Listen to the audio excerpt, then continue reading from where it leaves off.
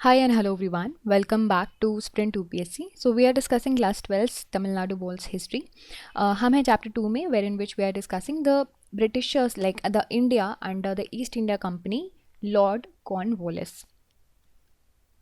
So first part में हम टीपू सुल्तान और एक्चुअली जो थर्ड मैसूर वॉर था उसके बारे में समझ चुके हैं. सो अब हमारी बारी है समझने की कॉर्नवालिस के अंदर क्या क्या रिफॉर्म्स हुए थे. रिफॉर्म्स यानी कि क्या क्या एडमिनिस्ट्रेटिव रिफॉर्म्स थे, जुडिशियल रिफॉर्म्स थे, पुलिस रिफॉर्म्स थे और दूसरे रिफॉर्म्स थे और फाइनली इनके एस्टिमेट्स. तो चलिए स्टार्ट करते हैं. सो ये जो हम रिफॉर्म्स की बात कर रहे हैं बेसिकली कैसे रिफॉर्म्स थे, इंटरनल रिफॉर्म्स, यानी कि देश की टेरिटरी के अंदर इन्होंने कुछ चीज़ों को सुधारने की कोशिश की.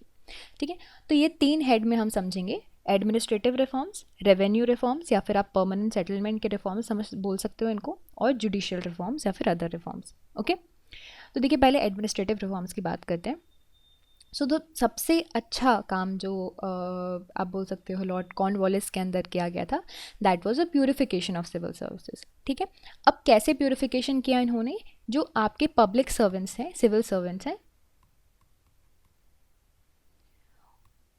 उनका जो एम्प्लॉयमेंट है केपेबल लोगों को लेकर आना और ऑनेस्ट लोगों को लेकर आना. उन्होंने और भी चीज़ें इम्प्रूव की जैसे कि प्योरिटी ऑफ इकोनॉमी है ना, एंड सिम्प्लिकेशन ऑफ इकोनॉमी. उन्होंने सोचा कि जो सर्वेंट्स हैं they are underpaid but they receive very high commissions on the revenue, and in the addition to that they conducted forbidden and profitable private trade in the names of relatives and the friends. तो ये भी बीच बीच में चल रहा था, right. ये चाह क्या रहे थे, ये चाह रहे थे कि जो एडमिनिस्ट्रेटिव सिस्टम है वो थोड़ा क्लीन हो जाए.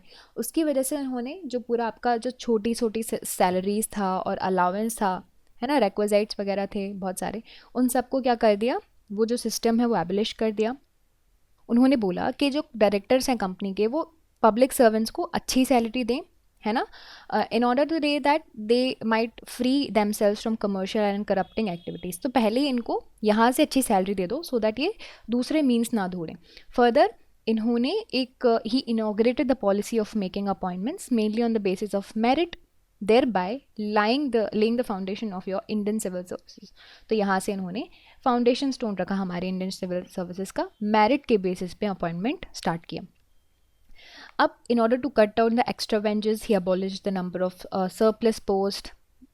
Another major reforms during the Cornwallis was introduced was the separations of the 3 branches of services, है ना. तो अब सर्विसेज की 3 ब्रांचेस हो चुकी थी, commercial, judicial and revenue.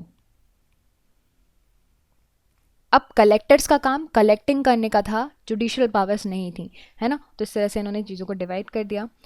In the work of the judicial reorganizations, Cornwallis secured the services of Sir William Jones, who was a judge and a very great scholar. Civil and criminal courts completely reorganized कर दिए गए. अब judicial system के top पर highest civil and criminal court of appeal, namely Sadar Diwani अदालत and सदर निज़ामत अदालत, ये फंक्शन कर रहे थे कलकत्ता में. Both of them were presided over by the governor general and his council. There were 4 provisional courts of appeal at Calcutta, Dacca, Murshidabad and Patna. ये सब के सब ईच अंडर 3 यूरोपियन जजेस असिस्टेड बाय इंडियन एडवाइजर्स. तो यहाँ पे 3 यूरोपियन जजेस होंगे और उनको असिस्ट करेंगे इंडियन एडवाइजर्स. फिर उसके बाद तीसरा डिस्ट्रिक्ट्स एंड सिटी कोर्ट्स, ये they will function they function each under a European जज. इनके अंदर एक यूरोपियन जज होगा. हर डिस्ट्रिक्ट में एक कोर्ट दिया जाएगा. तो अब डिस्ट्रिक्ट में एक डिस्ट्रिक्ट जगह अपॉइंट किया जाएगा, क्योंकि देखो कलेक्टर का तो अलग से उन्होंने सेपरेट बना दिया है कि वो सिर्फ और सिर्फ रेवेन्यू लेगा. इंडियन जज और जो आपको मुंसिफ बोलते हैं उनको अपॉइंट किया जाएगा हर एक कोर्ट में, बॉटम लेवल पे जुडिशियल सिस्टम पे उनको अपॉइंट किया जाएगा. ये सारे थे सिविल एंड क्रिमिनल कोर्ट के रिफॉर्म एंड रीऑर्गेनाइजेशंस. और भी देखते हैं. अब क्रिमिनल केसेस में मुस्लिम लॉज को इम्प्रूव किया गया और उनको फॉलो भी किया गया. सिविल केसेस में हिंदू मुस्लिम लॉज को फॉलो किया गया और रिलीजन के अकॉर्डिंग ही लिटिगेशंस किए जाते थे. अब in suits between Hindu and Muslims the जज was also the deciding authority. Cornwallis was merciful by temperament, and he hated barbarous punishments and abolished those like mutilations and trial by ordeals. तो इन्होंने जो harsh punishments हैं उनको क्या किया? Actually he hated all of these punishments. He was better known as a lawgiver than an administrator.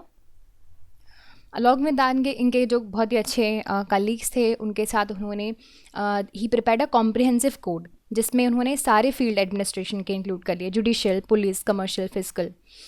ये जो code था that was based upon the principle of Montesquieu. That was a separation of power, जिसमें जो कि 18 centuries में काफ़ी ज़्यादा popular हुआ था. सेपरेशन ऑफ पावर जैसे कि judicial, police, commercial, physical, economic, ये सारे पावर्स अगर लोगों में डिवाइड कर दोगे तो चीज़ें अच्छे से एडमिनिस्टर हो पाएंगी. Also in order to curb the undue exercise of the authority, Cornwallis made all the officials answerable to the courts. कि यार अब आप लोग काम कर रहे हो तो आप आंसरेबल रहोगे तो अकाउंटेबिलिटी बनी रहेगी, पता चलेगा काम हो रहा है या नहीं हो रहा है. Not talking about the police reforms. So judicial reforms काफ़ी ज़्यादा इफेक्टिव इम्प्लीमेंट हो गए थे, तो अब ज़रूरत था रीऑर्गेनाइज करना पुलिस को. डिस्ट्रिक्ट जजेस पुलिस को कंट्रोल किया करते थे और हर एक डिस्ट्रिक्ट को डिवाइड किया गया था इनटू थानास और पुलिस सर्कल्स, एंड जिसमें लाइक 20 स्क्वायर किलो माइल्स के आसपास के बीच में ये सिचुएटेड थे. इनके अंदर एक इंडियन ऑफिसर होगा, ठीक है, जिसको बोलते हैं दरोगा, जिसको who will be assisted by many constable then. However, ये जो सिस्टम था वो उतना ज़्यादा इफेक्टिव नहीं हो पाया. In other words, of Marshban, the daroga enjoyed almost unlimited power of extortion, और फिर उसकी वजह से उनके अंदर जो कंट्री है बहुत ही बुरी कंडीशंस में आ चुकी थी. अब दूसरे रिफॉर्म्स की बात करें कॉर्नवालिस के अंदर, तो इन्होंने जो बोर्ड ऑफ ट्रेड है उसके अंदर रिफॉर्म्स लेकर आए, जैसे कि it manage the commercial investment of the company. Charles Grant के एड के अंदर ही eradicated innumerous abuses and corrupt practices during that time. Weavers को, इंडियन वर्कर्स को फेयर ट्रीटमेंट देने की बात करते थे और दी जाती थी. इन्होंने रेम्यूनरेशंस जो था ऑनेस्ट सर्विसेज के लिए वो इंक्रीज़ कर दिया था, है ना. तो इस तरह से मोटिवेट कर रहे थे अच्छे काम करने के लिए. Now talking about his estimates, he was a blue-blooded aristocrat and a very adherent patriot as well. He discharged his duties fearlessly. अपनी ड्यूटीज़ काफ़ी फेयरलेसली इन्होंने की, क्योंकि देखो एक आपको ये बात भी समझनी पड़ेगी कि अगर आपको थोड़ा सपोर्ट भी होता है आपकी होम कंट्री से, एरिस्टोक्रेटिक फैमिली से भी थे, पीएम के अच्छे मित्र थे, इन्फ्लुएंशंस लोगों के मित्र थे, तो उससे क्या है ना, फेयरलेसली काम कोई भी बंदा करेगा अगर उसके ऊपर इतना अच्छा सपोर्ट हो तो. So this is very obvious. He perceive the danger of Tipu Sultan's growing power and उससे बहुत ही अच्छे से, and actually he curtailed it by boldly discarding the policy of non interventions. He was a very good administrator. Company की positions India में काफ़ी अच्छे से कंसोलिडेट की थी और बहुत से अच्छे तरीके से एफिशिएंट और प्योर एडमिनिस्ट्रेशन की चीज़ें भारत में स्टार्ट की थी. ऑल्दो कुछ डिफेक्ट्स भी थे उनके परमानेंट सेटलमेंट्स में of the land revenue, but judicial reforms बहुत ही अच्छे अचीवमेंट थे. He may be regarded the parent of Indian administrative system, इनको बोला जाता है. आपको क्वेश्चंस भी आते हैं जैसे कि who is the father of Indian administrative system, you know, क्योंकि उन्होंने एकदम प्योर सिस्टम स्टार्ट किया. और who was the founder of an efficient and clean system of administration in India, तो that was Lord Cornwallis.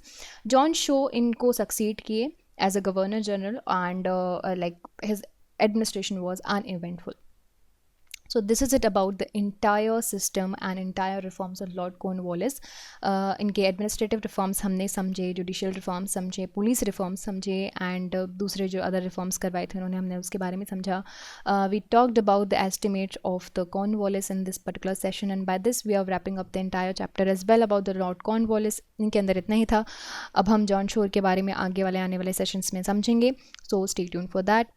If you like this video, and if you understood all of these things, So you can subscribe to the YouTube channel for more videos and updates, and also you can download the Sprint 2PSC app to practice book chapter and topic wise. Remember candidates, just reading books and watching videos are not going to help you out unless you practice thoroughly. So identify your mistakes and work to improve your performance, and Sprint 2PSC is the perfect app to do all of this.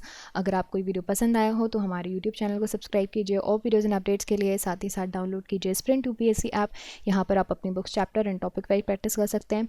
देखिए, सिर्फ book पढ़ने से और videos देखने से मदद नहीं मिलेगी जब तक आप अच्छे से प्रैक्टिस नहीं करोगे। तो अपनी मिस्टेक्स को जानिए, परफॉर्मेंस को इंप्रूव कीजिए, और स्प्रिंट यूपीएससी इसके लिए परफेक्ट ऐप है। I will see you soon in the next video. Thank you very very very much.